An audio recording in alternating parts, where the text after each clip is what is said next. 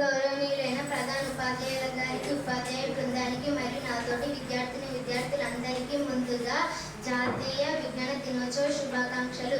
Chandrasekhar Venkataraman 1888 November 7వ తేదీన తిరుచిరాంపల్లి బ్రాహ్మణ కుటుంబంలో చంద్రశేఖర్ అయ్యర్, పార్వతి అమ్మ దంపతులకు జన్మించాడు. తాను 8 మంది సహోదరులలో రెండవ వాడు. తన తండ్రి స్థానిక పాఠశాలలో ఉపాధ్యాయునిగా పనిచేశారు. 1882లో తన తండ్రి విశాఖపట్నంలో ఏవి నరసింహారావు కళాశాలలో భౌతిక ఆచార్యుడిగా చేరినందున వారి కుటుంబం విశాఖపట్నంలో నివాసం ఉంది. విశాఖపట్నంలో ప్రాథమిక విద్యాభ్యాసం పూర్తి చేశాడు. సివి రామన్ చిన్నతనం నుంచి విజ్ఞాన శాస్త్ర విషయాల పట్ల మితమైన ఆసక్తి ప్రదర్శించేవాడు. తన తండ్రి భౌతిక శాస్త్ర ఆచార్యులవ్వడం అతనిని భౌతిక శాస్త్రం వైపు మరింత కుతూహలం పెంచుకునేలా చేసింది. 1921లో ఎంఎస్సీ ఫిజిక్స్లో యూనివర్సిటీకి ప్రథముడిగా నిలిచాడు.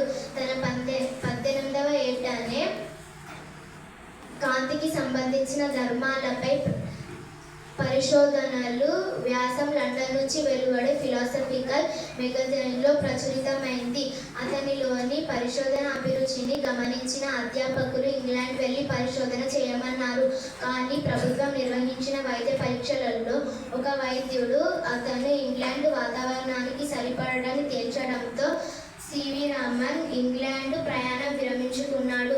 నన్ను అన్ఫిట్ ఆ డాక్టర్కు నేనెంతో రుణపడి ఉంటాను అని రామన్ తర్వాత పేర్కొన్నాడు. ఎంఏ చదివి ఫైనాన్స్ డిపార్ట్మెంట్లో ఉద్యోగం చేశారు. 1921లో ఉద్యోగరీత్యా కలకత్తాకు బదిలీ అయ్యారు. అక్కడ ఇండియన్ సైన్స్ అసోసియేషన్కు రోజు వెళ్ళి పరిశోధనలు చేసేవాడు. అతనిలోని ఆసక్తిని గమనించిన కలకత్తా విశ్వవిద్యాలయ ఉపకులపతి అశుతోష్ ముఖర్జీ బ్రిటిష్ ప్రభుత్వానికి లేఖ రాస్తూ రామన్ సైన్స్ పరిశోధనలు పూర్తి కాలానికి వినియోగించుకుంటే బాగుంటుందని సూచించారు. కానీ బ్రిటిష్ ప్రభుత్వం అంగీకరించలేదు. ఉద్యోగానికి రాజీనామా చేసి పరిశోధనలు కొనసాగించారు. తన తల్లిదండ్రుల కోరిక మేరకు ఐసిఎస్ ఉత్తీర్ణుడై కలకత్తా ప్రభుత్వ ఆర్థిక శాఖలో డిప్యూటీ అకౌంటెంట్ జనరల్గా చేరారు. ఉద్యోగంలో చేరే ముందు లోకసుందరి అమ్మల్తో వివాహమైంది. ఒకరోజు కలకత్తా ప్రయాణం చేస్తున్నప్పుడు బౌబజార్ స్ట్రీట్ వద్ద Indian science association for cultivation of science అనే బోర్డు చూసి పరుగున వెళ్ళాడు. ఆ సంస్థ గౌరవ కార్యదర్శి అమృతరాల్ సర్కార్ను కలిసి పరిశోధన చేయడానికి అనుమతిని పొందాడు. పరిశోధనలపై ఉన్న ఆసక్తి వలన తెల్లవారుజామున 5:30కి ఐసిఎస్కు వెళ్ళేవారు. ఉదయం 10 గంటల నుండి సాయంత్రం 5 గంటల వరకు ఉద్యోగం, తిరిగి సాయంకాలం 5 గంటల నుండి రాత్రి 10 గంటల వరకు పరిశోధన. ఆదివారాలు, సెలవు దినాలు పరిశోధనలోనే గడిచేవి. అతని తల్లి పార్వతి అమ్మలకు సంగీతంలో మంచి అభిరుచి ఉండేది. ఆమె వీణ అద్భుతంగా వాయించేది. అందుకే రామన్ తొలి పరిశోధనలు వయోలిన్, వీణ, మృదంగం వంటి సంగీత వాయిద్యాల గురించి సాగాయి. విజ్ఞాన శాస్త్ర తృష్ణ వలన చేస్తున్న ఉద్యోగానికి రాజీనామా చేసి కలకత్తా యూనివర్సిటీకి ప్రొఫెసర్గా చేరారు. తాను లండన్లో అధ్యయనం చేసిన కాంతికి సంబంధించిన శబ్ద రహస్యాలపై ఉపన్యాసాలు ఇచ్చారు. అప్పుడు శ్రోతల్లో ఒకరు, ఇలాంటి అంశాలతో రాయల్ సొసైటీకి సభ్యుడవు కావాలనుకుంటున్నావా అని నవ్వులాటగా అన్నప్పుడు అతనిలోని పరిశోధనపై మరింత ఆసక్తి పెరిగింది. శబ్దశాస్త్రం నుంచి తన పరిశోధనలు కాంతి శాస్త్రం వైపు మార్చాడు. తన తిరుగు ప్రయాణంలో ఓడలో ప్రయాణిస్తున్నప్పుడు ఆకాశం, సముద్రం, నీరు రెండింటికి నీలి రంగు ఉండటం అతనిని ఆలోచింపచేసినవి. అప్పటిదాకా అనుకున్నట్లు సముద్రపు నీలి రంగుకి కారణం ఆకాశపు నీలిరంగు సముద్రం మీద ప్రతిఫలించడం కాదు, సముద్రపు నీటి గుండా కాంతి ప్రవహించేటప్పుడు కాంతి పరిక్షేపణం చెందడమే కారణమని ఊహించాడు. కలకత్తా చేరగానే తన ఊహను నిరూపించడానికి వాయువులు, ద్రవాలు, పారదర్శక ఘన పదార్థాలు కాంతి పరిక్షేపణం గురించి పరిశోధనలు చేశారు.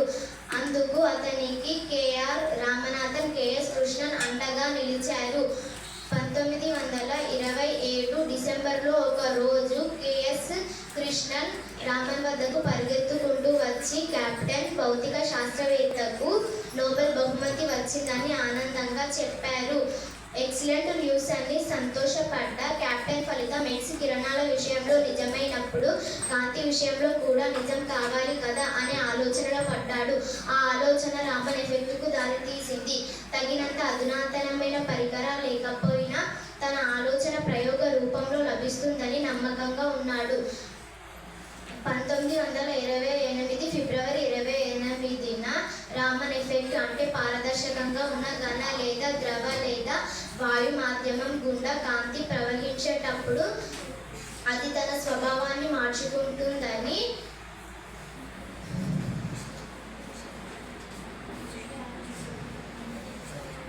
విషయాన్ని 1928 మార్చి 16న బెంగళూరులో జరిగిన శాస్త్రజ్ఞ సదస్సులో చూపించాడు.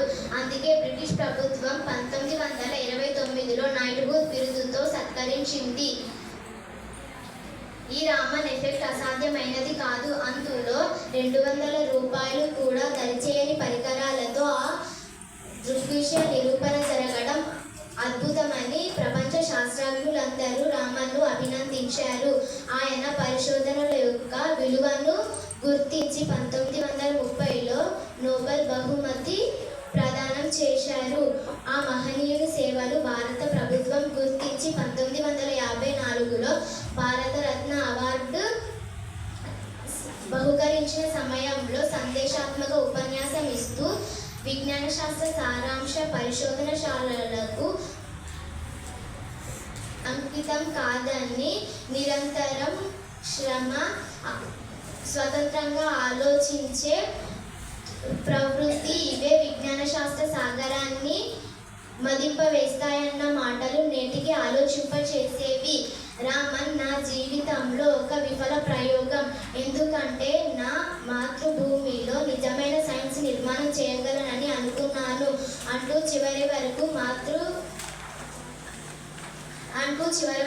భారతదేశంలో సైన్స్ అభివృద్ధికై పాటుపడ్డ ఆ మహనీయుడు 1970 నవంబర్ 20న భౌతికంగా కన్నుమూసిన ప్రతి సంవత్సరం ఫిబ్రవరి 26న 28న జాతీయ సైన్స్ దినోత్సవంగా ప్రకటించుకొని చిరంజీవిగా మన మధ్య నిలిపేలా కొన్ని సంస్థలు ఆయన పేరు మీదుగా టాలెంట్ టెస్ట్లు, సైన్స్కి సంబంధించిన కార్యక్రమాలు చేపడుతున్నాయి. విద్యార్థులు అతని స్ఫూర్తిని నింపుకునేలా, సైన్స్ అంటే మక్కువ కలిగేలా చేస్తున్నాయి. 1928 ఫిబ్రవరి 28న అతను రామన్ ఎఫెక్ట్ను కనుగొన్న సందర్భాన్ని పురస్కరించుకొని ప్రతి సంవత్సరం ఫిబ్రవరి 28న భారతదేశంలో విజ్ఞాన శాస్త్ర దినోత్సవంగా నేషనల్ సైన్స్ డేగా జరుపుకుంటున్నాము. Thank you.